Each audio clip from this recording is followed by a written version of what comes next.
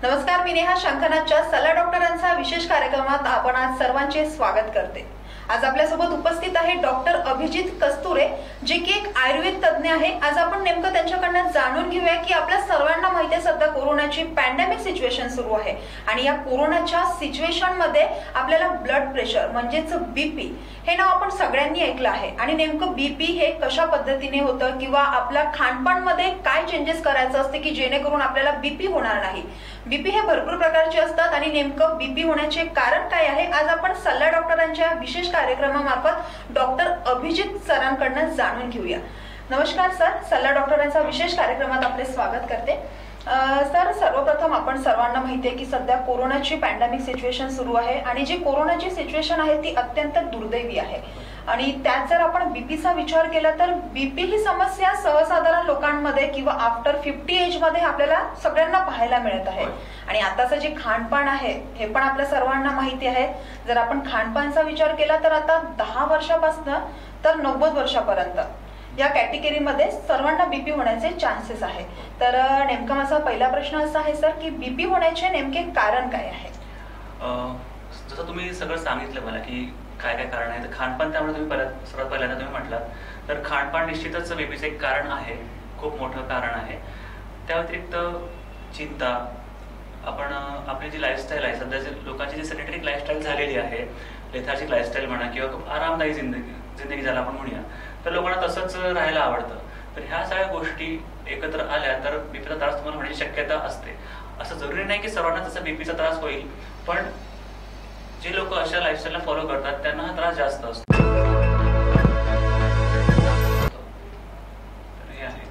तर जसं आपल्याला बीपीचे प्रकार पण माहिती आहे की कोणाला लो बीपी असतं किंवा कोणाला हाय बीपी असतं, तर नेमकं लो बीपी आणि हाय बीपी याचं होण्याचं कारण काय आहे? लो बीपी आणि हाय बीपी होण्याच्या आधी आपल्याला हे जाणून घ्यायला लागेल की ब्लड प्रेशर म्हणजे नेमकं काय असतं। आपण फक्त ऐकतो की ब्लड प्रेशर आहे, कोणाचं हाय झालं कोणाचं लो झालं, तर ब्लड प्रेशर म्हणजे नेमकं काय, तर त्याची व्याख्या अशी सांगता येईल तुम्हाला मेडिकलच्या भाषेमध्ये की pressure exerted by the blood on the walls of the arteries. याचा अर्थ असा की आपल्या शरीरातल्या ज्या रक्तवाहिन्या आहेत त्यामधून जे रक्त वाहत जातं शरीरामध्ये, इकडे तिकडे रक्ताभिसरण आपलं होतं, तर त्या रक्तामुळे जे प्रेशर रक्तवाहिन्यांमध्ये एक्झर्ट केलं जातं त्याला आपण बीपी म्हणूया, त्याला ब्लड प्रेशर म्हणूया। तर हे लो आणि हाय कसं येऊ शकतं? हाय होण्यामागचं कारण काय असेल, तर जसं मी सांगितलं की चिंता असेल किंवा खाणंपिणं असेल, ह्या गोष्टी होतं। पण या गोष्टीमध्ये नेमकं शरीरामध्ये बदल काय होतो, तर 2 बदल होऊ शकतात। एक म्हणजे आपल्या रक्ताचा जो व्हॉल्यूम आहे तो वाढू शकतो, म्हणजे रक्ताची घनता वाढली, रक्त आपलं थिक झालं किंवा क्वांटिटी असेल ती वाढत असेल, तर ऑब्व्हियसली एका पाईपमधून एका सर्टन लिमिटमध्ये पाणी जाऊ शकतं। जर त्या पाईपमधून आपण जास्त पाणी फ्लो करायचा प्रयत्न केला तर त्याचा प्रेशर पाईपवर पडेलच। सेम आपल्या शरीरामध्ये रक्ताच्या त्यासाठी तसं होत असतं। रक्ताचं व्हॉल्यूम वाढत असेल ते प्रेशर मग रक्तवाहिन्यांवर पडतं आणि आपल्याला बीपी वाढतो। दुसरं असं एक होतं की जो पाईप आहे त्याच्यामध्ये जर काही साठवून अडथळा निर्माण झाला असेल तर त्यामुळेही रक्ताचं प्रेशर वाढू शकतं। तर हे 2 कारण आहेत रक्त वाढण्याची, आपण त्याला म्हणजे शारीरिक कारणं। पण बाकीचे तुम्ही कारणं आपण आधी डिस्कस केले, खाणंपिणं ते तर आहेतच। तर हे 2 गोष्टी असतात। तर ह्यामध्ये लो बीपी आणि हाय बीपी ह्या गोष्टी आहेत। तर लो बीपी असं की ज्यामध्ये तुमचं आपण जेव्हा बीपी मोजू तर ते जे डायस्टोलिक बीपी जे असेल जर ते 50 असेल, तर डायस्टोलिक बीपी म्हणजे काय, सिस्टोलिक आणि डायस्टोलिक आपण येऊयात आता। तर सिस्टोलिक बीपी म्हणजे असं की ज्यावेळेला आपलं हार्ट आकुंचन पावतं ते सिस्टोलिक बीपी आणि ज्यावेळेला आपलं हार्ट प्रसरण पावतं ते म्हणजे डायस्टोलिक। तर तुम्ही ऐकलं असेल की कोणाचं बीपी असतं 120-80, कोणाचं असतं 130-90, तर जे 130 किंवा 120 जे वरचं आहे ते असतं सिस्टोलिक आणि खालचं जे बीपी ते डायस्टोलिक आहे। तर ज्या पेशंटचं डायस्टोलिक ब्लड प्रेशर हे 50 असेल 40 असेल त्याला आपण म्हणूया लो ब्लड प्रेशर, किंवा त्या रेंजमध्ये असेल तर त्याला आपण लो बीपीचं असं म्हणूया। आणि एखाद्या पेशंटचं ब्लड प्रेशर खूप जास्त आहे, डायस्टोलिक ब्लड प्रेशर हे 90-100 असं जात आहे, तर त्याला आपण हाय बीपी असं म्हणूया। तर हे 2 प्रकार आहेत बीपीचे, हाय बीपी आणि लो बीपीचे। आता जसं आपण सर्वांना माहिती आहे की सर म्हणजे जसं मी हल्ली आताच एक कोरोनाचा उल्लेख केला आणि त्यातल्या त्यात आयुर्वेद हा जो कन्सेप्ट आहे सध्या लोकांमध्ये, आयुर्वेद हे कशा पद्धतीने काम करतं किंवा आयुर्वेद हे कितपत योग्य आहे किंवा आयुर्वेद घेताना कोणत्या प्रकारची साईड इफेक्ट होतात का, तर याबद्दल आमच्या दर्शकांना तुम्ही काय सांगू शकता? आणि त्यातल्या त्यात नेमकं असं की बीपी जो आपला आपण रोग नाही म्हणू शकत बीपीला, पण जे आपल्याला लो बीपी किंवा हाय बीपी होते, तर आयुर्वेदमध्ये बीपी कशा पद्धतीने आपण त्याला कंट्रोल करू शकतो? तर एक एक प्रश्नाचं मी तुम्हाला उत्तर देतो. तर आधी कोविडमध्ये समजा कोविडचं जे सिच्युएशन आहे, तर त्यामध्ये आमच्याकडे पण पेशंट आले, त्यांना आम्ही प्युअर आयुर्वेदिक ट्रीटमेंट देऊनच ट्रीट केलंय. आमच्याकडचे जे आम्ही मेडिसिन्स बनवल्या, स्वतःच आम्ही मेडिसिन्स बनवतो, त्यातून त्यांना आम्ही ट्रीट केलंय. तर मला फक्त हेच सांगायचं आहे की तुम्ही जर आयुर्वेदिक ट्रीटमेंट घेता आहात कोणाहीकडून, तर ते एका रजिस्टर्ड आयुर्वेदिक डॉक्टरकडूनच घ्यायची. त्यांच्याकडे जाऊनच तुम्ही ते ट्रीटमेंट घ्या. स्वतःच्या मनाने बाहेरूनच काहीतरी औषधी घ्यायचे किंवा काढे घ्यायचे. आता मागच्या फर्स्ट वेव्हमध्ये जसं झालं होतं की काढ्याचं खूप बूम फुटलं होतं की काढा घ्या, काढा घ्या, काढा घ्या. इव्हन आता पण असं बऱ्याच लोकांचं असतं, आम्हाला पण फोन येतात की आम्हाला काढा घ्यायचा किंवा काढा घेतात. तर कोरोना राहिला बाजूलाच, पण त्या काढ्याचे दुष्परिणाम जास्त झाले. मालेगावमध्ये जसं लोकांना खूप पायल्सचा आणि फिशरचा त्रास झाला, कारण की ते काढे लोकांनी खूप उष्ण काढे असतात आणि त्याचे लोकांनी तेच फक्त ऐकलं असं की काढा घ्यायचा, तर दिवसातून कितीही वेळ आणि कसाही घेतला. तर असं कुठलंही तुम्ही औषध घेणार, तर लोकांमध्ये हे पण एक मिसकन्सेप्शन आहे की आयुर्वेदिक मेडिसिन्स आहेत तर साईड इफेक्ट नसतील. तर असं नाहीये. आयुर्वेदिक मेडिसिन्सला पण साईड इफेक्ट असतात, सर्वच मेडिसिन्सला साईड इफेक्ट आहेत. तर म्हणूनच असं माझा सर्वांना सल्ला असेल की जर तुम्ही कुठलीही ट्रीटमेंट, नॉट ओन्ली आयुर्वेद, पण तुम्ही कुठलीही ट्रीटमेंट घेत असाल तर ती डॉक्टरच्या सल्ल्यानुसारच घ्यावी. दुसरा तुम्ही प्रश्न असा विचारला की बीपीला आयुर्वेदामध्ये आम्ही कसं त्याचं निदान कसं करतो. तर आयुर्वेदामध्ये पहिली गोष्ट तर बीपीचा उल्लेख नाही आहे, पण तरीही आम्ही निदान करतो आणि ट्रीटमेंट करतो म्हटलं तर आम्ही कसं करतो. तर आयुर्वेदामध्ये रक्तपित्त नावाचा एक व्याधी उल्लेख केलेला आहे, त्याचं वर्णन आहे आमच्या संहितांमध्ये, ग्रंथांमध्ये. तर त्या व्याधीचा जेव्हा आम्ही अभ्यास करतो, तर त्या अभ्यास करताना असं जाणवतं की बीपी हा रोग नसून फक्त एक लक्षण मात्र आहे. आयुर्वेदानुसार एक लक्षण आहे फक्त. तर त्या लक्षणाला ट्रीट करण्यासाठी आपल्याला इतकं पूर्ण डिसीज म्हणून त्याला बघण्याची गरज नाहीये. तर मग आम्ही काय करतो, तर रक्तपित्ताची जी कारणं असतील, रक्तपित्ताबद्दल थोडा तुम्हाला सांगतो. जसं नाव आहे रक्त आणि पित्त, तर ह्याच्यामध्ये ह्या दोन गोष्टी अंतर्भूत झालेल्या आहेत या आजारामध्ये, रक्त आणि पित्त. तर पित्त म्हणजे काय, तर पित्त म्हणजे शरीरामधला दोष. आयुर्वेदामध्ये 3 दोष सांगितले आहेत, वात, पित्त आणि कफ. त्यामधला पित्त हा एक दोष आहे. तर हे पित्त आपल्या शरीरामध्ये असतं आणि हे पित्त आपण जे खाणपान करतो, जसं आपले लाईफस्टाईल असते, ज्या काही गोष्टी असतील त्या कारणाने हे पित्त प्रकोपित होतं. प्रकोपित होतं म्हणजे काय होतं, विकृत होतं आणि वाढतं. त्याची जेवढी पण त्याची मात्रा शरीरामध्ये दिलेली आहे त्यापेक्षा ते वाढतं आणि ते शरीरामध्ये इतरत्र पसरतं. तर हे स्वकारणांनी खराब झालेलं जे पित्त आहे ते रक्तामध्ये जाऊन मिसळतं आणि रक्ताला पण दूषित करतं. तर त्यामुळे काय होतं की रक्तपित्त हवेत होतं. तर जसं मी आधी सांगितलं की आपला ब्लडचा जो व्हॉल्यूम वाढतो, तर तो अशा पद्धतीने रक्ताचा आपला व्हॉल्यूम वाढतो आणि रक्तनिमित्त दोन्ही दूषित होतं. तर ह्याचे रक्तपित्ताचे 2 प्रकार आहेत लक्षणानुसार. तर रक्तपित्तामध्ये लक्षण काय आहे, तर आपल्या शरीराचे जे पण ओपनिंग्स असतील, जे पण मार्ग असतील, त्यातून रक्तस्राव होतो. जर रक्तस्राव हा अधोमार्गाने होत असेल, अधोमार्ग म्हणजे काय, तर गुदद्वार असेल, मूत्रमार्ग असेल, योनी मार्ग असेल, तर किंवा जसं आपण पायल्स फिस्टुला वगैरे जे काय म्हणू आपण, पायल्स जसा रक्तस्राव होतो, तर हे आयुर्वेदिकली पायल्स फिस्टुला न म्हणता त्याला रक्तपित्त असं म्हणता येईल आपल्याला, अधोग रक्तपित्त. आणि ऊर्ध्व रक्तपित्त एक दुसरा प्रकार आहे, तो म्हणजे छातीच्या वरच्या भागाचे जे काही ओपनिंग्स असतील, आपलं मुख आहे, हिरडे आहे, नाक आहे, डोळे आहे, कान, ह्यातून जर रक्तस्राव होत असेल तर ते ऊर्ध्व रक्तपित्त. तर आता ऊर्ध्व रक्तपित्तामध्ये ऊर्ध्व बाजू जी आहे, तर ते त्यामध्ये हा सगळा पार्ट आहे, छातीच्या वरचा पार्ट, या ठिकाणी हृदय पण आहे. ठीक आहे.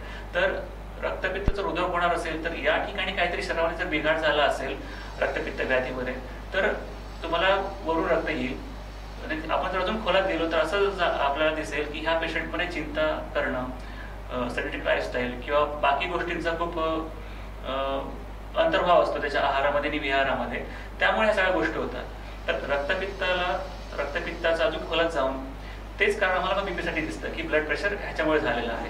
तर आम्ही ब्लड प्रेशरला ऍक्च्युअली ट्रीट न करता किंवा ब्लड प्रेशरसाठी जे पण आपले मेडिसिन डॉक्टर्स असतील, त्यांनी शास्त्राचा अभ्यास करून जे काही त्यांनी मेडिसिन सुरू केली आहे पेशंटसाठी, त्याला आम्ही हात लावत नाही, त्याला आम्ही बंद करत नाहीत. आम्ही ज्या कारणामुळे बीपी झालेला आहे त्याला बंद करतो, त्या कारणाला कमी करतो ट्रीटमेंट करून आयुर्वेदानुसार. आणि त्या कारणामुळे ट्रीटमेंट केल्यामुळे पेशंटचं ब्लड प्रेशर हे आपसुकच कमी व्हायला लागतं. तर कमी जर ब्लड प्रेशर होत असेल तर ते पेशंट त्या डॉक्टरकडे जातात, त्या डॉक्टर त्यांचा डोस टॅपर करत बंद करतात आणि अशा पद्धतीने बीपीची मेडिसिन्स पण बंद होऊ शकते. म्हणजे आधी लोकांना असं होतं की डायबिटीस जर तुम्हाला असेल किंवा बीपी जर असेल तर ह्या आयुष्यभर ह्या गोळ्या घ्यायला लागतील, पण आता तसं नाहीये. आपल्याकडे त्याचा क्युअर आहे आणि होऊ शकतो. पण फक्त सल्ला परत तोच की ह्या सगळ्या गोष्टी आणि मेडिसिन्स ह्या तुम्ही आयुर्वेद प्रॅक्टिशनर कडूनच घ्यायच्या की ज्यांना त्याचा अभ्यास झालेला असतो. जसं सर आयुर्वेदमध्ये पंचकर्मा हा जो शब्द आहे तर नेमका त्याचा अर्थ काय आहे आणि बीपी मध्ये पंचकर्मा हे कशा पद्धतीने काम करतं? तर पंचकर्म हा आयुर्वेदाचा चिकित्सेचा एक भाग आहे. भाग न म्हणता मला असं म्हणावं लागेल की खूप मोठा भाग आहे. पंचकर्म आपल्याला ह्याच्यावरून काय कळतं? पंच म्हणजे 5, कर्म म्हणजे 5 प्रकारची कामं. तर हे 5 प्रकारची चिकित्सा कर्म आहेत जे आपण पेशंटच्या शरीरावर याचा प्रयोग करत असतो. तर काय होतं नेमकं याच्यामध्ये की जसं मी सांगितलं की आपला जो आहार विहार असतो बाकी गोष्टींमुळे शरीरामध्ये खूप सारे टॉक्सिक एलिमेंट जमा झालेले असतात आणि ह्या टॉक्सिक एलिमेंटचा शरीरावर परिणाम म्हणून आपल्याला बीपी, डायबिटीज किंवा इतर काहीतरी आजार आपल्या शरीरामध्ये होत असतात. तर त्या आजारापासून बाहेर येण्यासाठी फक्त मेडिसिन्सचाच उपयोग करून आपल्याला चालत नाही. जसं आपण मेडिसिन्सचा उपयोग करतो पण कधीतरी आपल्याला सर्जरी करावीच लागते कुठल्या तरी याच्यामध्ये. तर सेम गोष्ट पंचकर्म. फक्त मेडिसिनच्या भरोश्यावर आपण जर राहू तर कदाचित आपल्याला आयुर्वेदिक मेडिसिन्स थोड्या प्रॉब्लेम टाइमला घ्यायला लागेल. आता असंही नाहीये की आयुर्वेदिक मेडिसिन्स आहेत तर तुम्हाला खूप लांब घ्यायला लागेल. जर तुमचं निदान योग्य झालं असेल आणि ते लवकर झालं असेल तर आयुर्वेदामध्येही लवकर रिझल्ट आपल्याला मिळतात. ठीक आहे. तर परत पंचकर्मावर येऊया आपण. तर पंचकर्म म्हणजे जसं मी सांगितलं की डिटॉक्सिफिकेशन, शरीर शुद्धिक्रिया. तर 5 प्रकारचे कर्म आहेत. वमन, विरेचन, बस्ती, नस्य आणि रक्तमोक्षण. हे 5 कर्म. आणि हे कर्म करण्याआधी आपल्याला पूर्वकर्म करायला लागतात. जसं ऑपरेशनमध्ये किंवा ऑपरेटिव्ह प्रोसिजरच्या आधी प्री ऑपरेटिव्ह प्रोसिजर असतात. पेशंटला प्रिपेअर करायला लागतं, त्याचे इन्व्हेस्टिगेशन करायला लागतात. तसंच वमन किंवा विरेचन करण्याआधी किंवा कुठलेही पंचकर्म करण्याआधी पेशंटला आपल्याला ते कर्म करण्यासाठी तयार करायला लागतं. तर त्यामध्ये स्नेहन, स्वेदन आणि बस्ती ह्या गोष्टी आपण करतो. वमन विरेचनमध्ये 7 डेजचं सगळं काही करायला लागतं आपल्याला आणि मग 7व्या दिवशी वमन किंवा विरेचन आपण करतो. तर नेमकं बीपी मध्ये आपण करतो काय? तर बीपी म्हणजे काय? त्याच्यामध्ये रक्ताचा हा व्याधी आहे, राईट. आणि आपण रक्तपित्ताबद्दल पण बोललेलो आहोत. तर रक्तपित्त आहे म्हणजे रक्त अशुद्ध झालेलं आहे. तर हे अशुद्ध रक्त शरीरातून बाहेर काढायचं असेल तर आपल्याला आयुर्वेदानुसार आणि पंचकर्मानुसार कुठली चिकित्सा आहे तर ते म्हणजे रक्तमोक्षण. तर रक्तमोक्षण हे 3 प्रकारे केलं जातं. दोषानुसार आणि पेशंटच्या कंडिशननुसार आणि पेशंटला कुठला आजार त्यानुसार. एक त्यामध्ये आहे सिरावेद. सिरावेदमध्ये आम्ही डायरेक्टली पेशंटच्या रक्तवाहिन्यामध्ये निडल प्रिक करून दोषानुसार रक्त आम्ही त्यांचं बाहेर काढतो. दुसरं आहे कपिंग थेरपी. ते वेगळ्या कारणासाठी म्हणजे स्पायनल प्रॉब्लेम्स असतील, पाठीचं दुखणं असेल किंवा कुठला अजून आजार असेल तर त्यामध्ये आम्ही कपिंग थेरपीने रक्तमोक्षण करतो. आणि तिसरा प्रकार म्हणजे लिस्ट थेरपी. जर कोणाला स्किन इन्फेक्शन असेल, कुठल्याही प्रकारचं स्किन इन्फेक्शन असेल किंवा कुठली जखम एखादी असेल तर ती खूप बसतच नाहीये, त्या जखमेमध्ये खूप निर्माण होते, पस खूप निर्माण होतोय, तर त्या ठिकाणी आम्ही लिस्टचा वापर करतो. तर हे झालं रक्तमोक्षणच्या बाबतीत.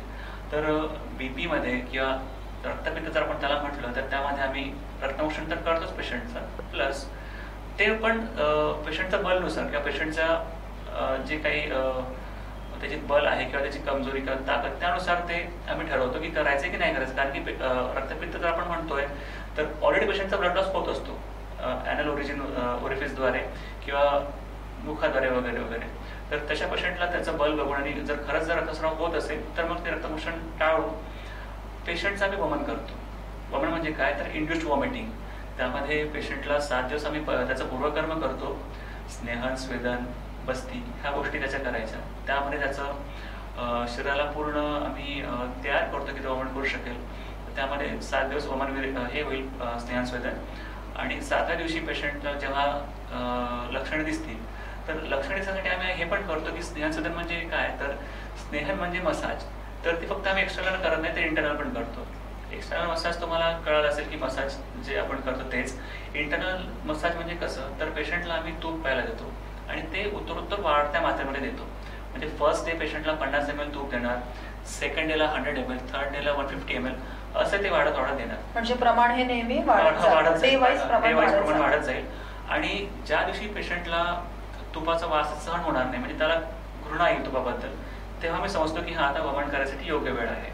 मग त्या दिवशी पेशंटला रेस्ट करायला सांगून नेक्स्ट डे त्याला पूर्वतर तयारी करून वमनासाठी आम्ही बोलवतो. तर त्यावेळेला त्याला काही काढे पाजून वॉमिट करायला लावतो. त्याने काय होतं की पेशंटला खूप सारे उलटीचे वेग येतात. उलटीचे वेग आल्यामुळे त्याचं छातीमध्ये जे पण कंजेशन असेल, काही ताटलेलं असेल काय ते सगळं मोकळं होतं आणि पेशंटचा बीपीचा त्रास कमी व्हायला लागतो.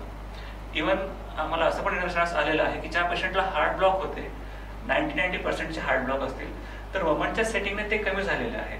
त्यांचं हृदयरोग जे काय असेल, त्यांना त्यांच्या इको कार्डिओमध्ये काही प्रॉब्लेम असतील तर ते पण क्युअर झालेले आहेत वमन केल्याने. तर त्यामध्ये मी निश्चितपणे हार्टवर काम न करता आम्ही फक्त आयुर्वेदिकली अप्रोच करतो आणि ऊर्ध्व चतुर्कत म्हणजे छातीच्या वरच्या भागांमधले जे अवयव असतील तर त्याची चिकित्सा म्हणून फक्त आम्ही वमनला करतो. पण आम्हाला त्याचा हृदयावर पण फायदा मिळतोय, प्लस कोविडच्या रुग्णांमध्ये पण आम्हाला फायदा मिळाला आहे. तुम्हाला उदाहरण सांगायचं आहे मला, आता सेकंड वेव्ह ज्यावेळेला आले तर आमच्याकडे एक पेशंट आले होते. तर आमच्याकडे आले त्यावेळेला खूप पॅनिक घाबरलेलं, त्यांचं कोविड पॉझिटिव्ह आहे आणि शासनाने असं केलं की आम्हाला अलाउ पण नाही केलं त्यांना ट्रीट करायला आयुर्वेदिकली. सरळ सरळ सांगितले तुमच्याकडे पेशंट आले की त्यांना पाठवा. पण पेशंट जेव्हा तुमच्याकडे अशा अवस्थेमध्ये येतो आणि तुम्ही डॉक्टर आहात तर तुम्ही त्याला पाठवणार नाही, तुम्ही ट्रीट करणार. तर आम्ही तेच केलं. पेशंट आमच्याकडे आले, त्यांचं बघितलं, सिटी स्कोअर पण हाय होता आणि सॅच्युरेशन अराउंड त्यांचं 78 होतं, म्हणजे खूप कमी होतं. तर त्यांना फक्त लक्षण विचारली काय होतंय कसं, ते त्यांनी सांगितलं की श्वास घ्यायला खूप त्रास आहे, छातीमध्ये दाटल्यासारखं वाटतं. बस हेच आम्ही पकडलं की छातीमध्ये दाटतंय. छातीमध्ये दाटतंय म्हणजे काय की काहीतरी जमा झालेलं आहे, कफ असेल किंवा काही पण असेल. त्या पेशंटला आम्ही सद्यवमन दिलं. म्हणजे त्याचा आता सद्यवमन म्हणजे काय, तर जसं मी आधी सांगितलं की वमनामध्ये मी पूर्वकर्म करतो, स्नेहस्वेदन बस्ती वगैरे ह्या गोष्टी 7 दिवस. तर हे झालं प्रॉपर प्रोसिजर त्याची. पण सद्यवमन म्हणजे असं असतं की ज्यामध्ये पेशंटला इन्स्टंट गरज आहे आणि तशी अवस्था पण आहे पेशंटची, तर त्यावेळेला आम्ही ह्या गोष्टी करत बसत नाही, स्नेहन वगैरे. तर तशी कंडिशन त्याच वेळेला पेशंटची होती, इमर्जन्सी कंडिशन होती. आम्ही लगेच त्याला एक साठण पाजलं आणि काढा प्यायला दिला. पेशंट लगेच वॉमिट आउट झाली, तिला 5-6 वेग आले, सॅच्युरेशन बघितलं, यू वोंट बिलीव्ह 97 झालं होतं. हे आम्ही बघितलंय आणि असा आम्हाला फायदा भरपूर झाला आहे पेशंटचा. म्हणजे 78चं तर 20% वाढतंय एका ह्याच्याने. आणि ती पेशंट त्याच वेळेला आम्हाला सांगते पण की आता डॉक्टर साहेब बरं वाटतंय, तर तिला ऍडमिट राहायची गरज नाही, तिचा पैसा वाचला आणि आम्हाला पण किती खर्च लागला, काहीच खर्च नाही लागला. तर असं स्वस्तामध्ये पण आयुर्वेद उपचार मोठ्या प्रमाणात होऊ शकतात. लोकांना ही एक मिसकन्सेप्शन ही पण आहे, जसं साईड इफेक्ट बद्दल आहे, जसं एक ही आहे की खूप जास्त दिवस औषधी घ्यावी लागतात, तसं तिसरी कन्सेप्शन ही पण आहे की आयुर्वेदिक औषधी म्हणजे खूप महागड्या असतात. तर तसं नाहीये. निश्चित काही औषधी महागड्या असतात, महागड्या. तसं तर मग ॲलोपॅथीमध्ये पण बाकीमध्येच पण महागड्या औषधी आहेतच. तर ते आपण कुठलं मेडिसिन वापरतोय त्यावर डिपेंड करतं. पण स्वस्तामध्ये पण आयुर्वेदिक ट्रीटमेंट होऊ शकते. जसं जर हल्ली आपल्याला पहिलेच्या काळात पाहायला मिळायचं की जसं शुगर झालं किंवा बीपी झालं, ते त्या प्रमाणात नाही राहायचं लोकांना.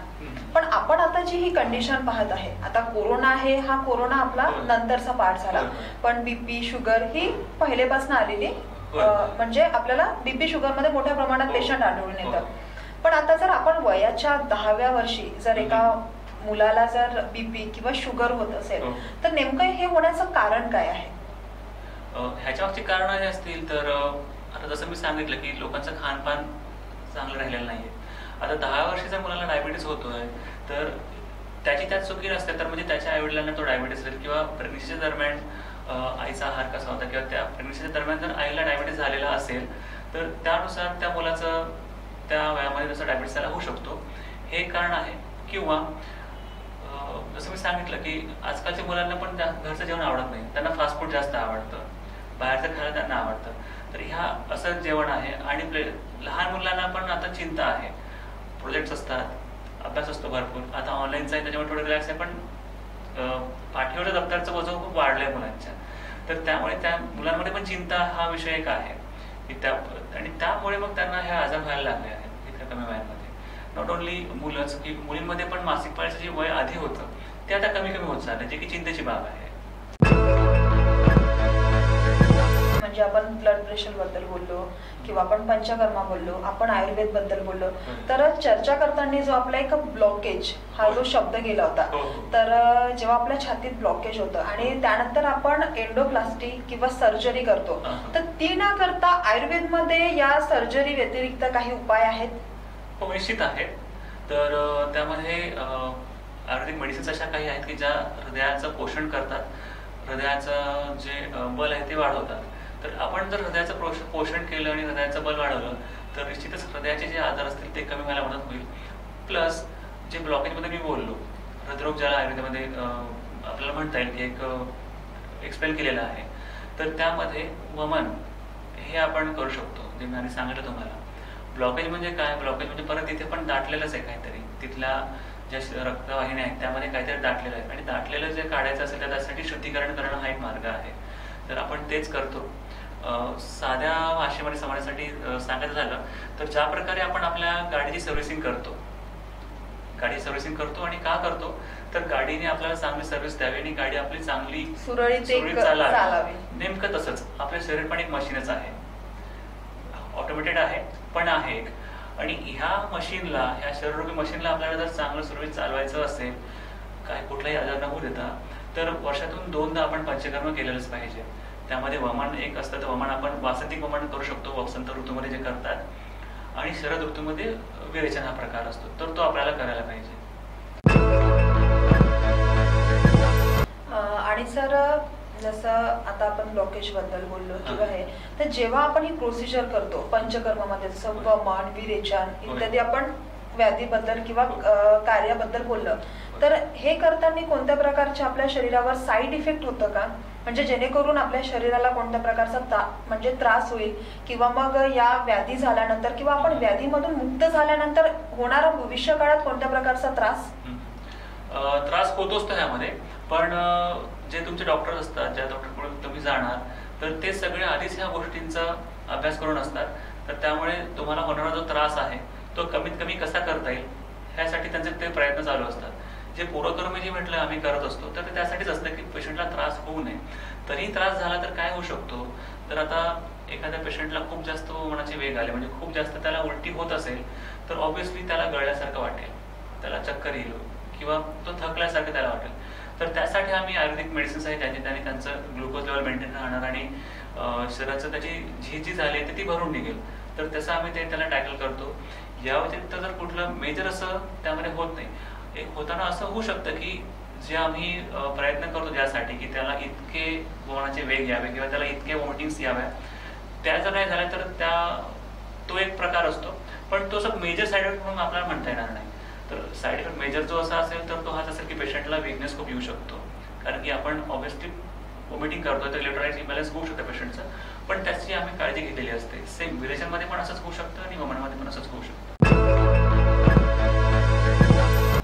एक शेवटचा संदेश म्हणून आमच्या दर्शकांना तुम्ही काय सांगू इच्छिता की जे कोरोनाची परिस्थिती सुरू आहे त्यात आपण ब्लड प्रेशर म्हणजेच बीपी हे कशा पद्धतीने आपल्या कंट्रोलमध्ये राहू शकते आणि कशा पद्धतीचं खानपान करायला पाहिजे आम्ही?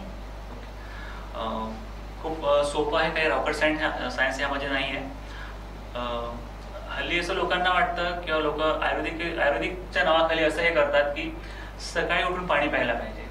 तर हे साफ चुकीचं आहे. सकाळी उठून पाणी पिणं म्हणजे तुम्ही विष घेत आहे. तर पाणी कधी प्यायचं त्याचा एक नियम, जेव्हा तुम्हाला तहान लागेल तेव्हा बसून ग्लासला तोंड लावून एका वेळेला एकच घोट पाणी प्यायचं. हा सिंपल रूल आहे. तुम्हाला 100 वेळा तहान लागली असेल तर तुम्ही 100 वेळा असंच करायचं. पण जर तुम्ही उभं राहून आणि ग्लासला भरून गटगट पाणी पित असाल तर तुम्ही अतिरिक्त पाणी घेत आहात. दुसरं असं की पाण्याचं असं पण एक आहे की तुम्हाला 3-4 लिटर पाणी प्यायचं आहे, तर हे साफ चुकीचं आहे. तुम्हाला दिवसातून 2-3 लिटर पाणी भरपूर आहे. आणि त्यात तुम्हाला आपलं जे भारतीय पद्धतीचं जे जेवण आहे त्यामध्ये वरण असतं, भाजी असते, कधी कधी भाजी रश्याची असते, भात पण असतो. तर ह्या सगळ्या गोष्टींमध्ये पाणी ऑलरेडी आपल्या शरीरामध्ये असतं. तर आपल्याला 2.5 लिटर जे पाणी मी सांगितलं आहे तर त्यामध्ये ह्या गोष्टी पण इन्क्लूड करायच्या आहेत. असं की जेवणामध्ये रस्स्यामध्ये पाणी आहे, वरणामध्ये पाणी आहे, भातामध्ये पाणी आहे, पोळीमध्ये पण पाणी असतं आपल्या चपातीमध्ये. तर आपल्याला तसं कॅल्क्युलेट करायचं नाही. तर आपण सगळं जेवण करू आणि अजून 2.5 लिटर पाणी पिणार तर ते वाढेल पाणी आणि ते आपल्या शरीरासाठी अपायकारक आहे. सेम जेवणाचं असं तर आता कोविडची परिस्थिती आहे, सगळं बाहेरचं बंद आहे, जे की चांगलं आहे, सगळं काही बंद आहे बाहेरचं. तर घरीच राहायचं आणि घरचं जेवण, घरी तुम्ही काहीही खा, कसंही खा, काही प्रॉब्लेम नाहीये. एक फक्त फॉलो करायचं की वेळ झाली म्हणून न जेवता जेव्हा भूक लागेल तेव्हा जेवण करायचं. म्हणजे जसं आता कोणाचा टायमिंग हा फिक्स असतो की 8 वाजता जेवण करायचं, मग त्या व्यक्तीला भूक असो किंवा नसो, तर हे कितपत योग्य आहे सर? हे पूर्णपणे अयोग्य आहे. कितपतचा प्रश्नच नाही, हे पूर्णपणे अयोग्य आहे. कारण की आपलं शरीर खूप हुशार असतं आणि चांगलं असतं. त्याला कधी कशाची गरज आहे हे सगळं ते शरीर सांगतं आपल्याला. आपल्याला संवेदना तशी येत असते. तहान लागते आपल्याला संवेदना होते, भूक लागते आपल्याला संवेदना होते. तर ज्यावेळेला आपल्याला भूकच नाहीये तर शरीराची डिमांडच नाहीये, शरीर डिमांड करत नाही आपल्याला जेवणासाठी. पण जर त्यावेळेला आपण जेवण करू तर मग त्याचा अपाय होणारच आहे. मग ते जेवण जे असेल ते पचणार नाही, पचलं नाही तर ते तुमच्या शरीराला लागणार नाही, किंवा तेच फॅटमध्ये कन्वर्ट होऊन तुमच्या शरीरामध्ये जी अवास्तव चरबी वाढेल आणि त्याच्यावर वेगळे तुम्हाला प्रॉब्लेम्स होतील. आणि जर पचलं नाही तर तुम्हाला ते कॉन्स्टिपेशन सारखं काही पण होऊ शकतं. तर जेव्हा तुम्हाला भूक लागली असेल, इरेस्पेक्टिव्ह ऑफ टाइम, जर तुम्हाला सकाळी 7 वाजता भूक लागली असेल तुम्ही तेव्हा पण काहीही खाऊ शकता. काही प्रॉब्लेम नाही की तुम्ही 7 वाजताच कशाला जेवण करायला पाहिजे, तसं काही नाही. तुम्हाला जेव्हा भूक लागली तेव्हा तुम्ही खा. आणि ते याच्याकरता इम्पॉर्टंट आहे कारण की जेव्हा आपल्याला भूक लागते तेव्हा आपल्या शरीरामध्ये आपल्या पोटामध्ये डायजेस्टिव्ह ज्युसेस आणि आयुर्वेदिकली आपण म्हटलं तर एक जाठराग्नी जो असतो, आपला जठर म्हणजे पोट आणि त्याचा अग्नी म्हणजे जाठराग्नी हा प्रदीप्त झालेला असतो. तर ही एक चूल असते म्हणूया. तर त्या चुलीवर आपण जर जेवण टाकणार तर ते पचणार आहे किंवा त्याचा पाक होणार आहे. तर त्यावेळेला आपण जर जेवण करू तर ते उत्तमरित्या पचेलही, त्याच्यातले न्यूट्रिशियस ज्युसेस जे असतात ते शरीराला व्यवस्थित मिळणार आहे आणि त्याचा कुठला अपाय आपल्या शरीरामध्ये होणार नाही. तर हे 2 सिंपल नियम आहेत खाण्यापिण्याच्या बाबतीतले. तहान लागली त्यावेळेला पाणी प्यायचं आणि भूक लागली त्यावेळेला जेवण करायचं. सिंपल. आज आपण सल्ला डॉक्टरांच्या विशेष कार्यक्रमामार्फत आपण डॉक्टरांकडून जाणून घेतलं आहे की नेमकं बीपी हे म्हणजे काय, बीपी होण्याची नेमकी कारणे काय आणि बीपी कंट्रोल कशा पद्धतीने करू शकतो आणि आयुर्वेदामध्ये बीपी होण्याचे नेमके कारण काय आहे किंवा बीपी झाल्यास निराकरण कशा पद्धतीने करता येईल. आजच्या कार्यक्रमामध्ये माझ्यासोबत एवढंच. पुन्हा भेटूया एका नवीन डॉक्टरांसोबत नवीन कार्यक्रमासह. तोवर पाहत रहा शंखनाद न्यूज, आवाज सत्याचा.